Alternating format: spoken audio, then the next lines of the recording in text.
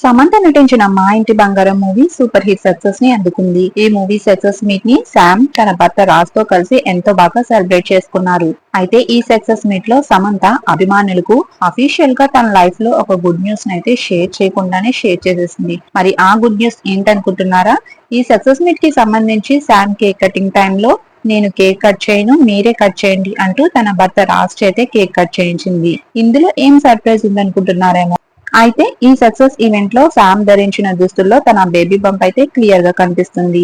దీంతో అభిమానులందరూ కూడా శామ్ అఫీషియల్ గా ఎటువంటి అనౌన్స్ ఇవ్వనప్పటికీ ఇది ఫ్యాన్స్ కి తెలియాలని ఇలా చేసిందంటూ చాలా హ్యాపీగా ఫీల్ అవుతున్నారు. అదే కాకుండా చిరంజీవి గారి దంపతులు శామ్ అండ్ రాజ్ ని తమ ఇంటికి పిలిచారు.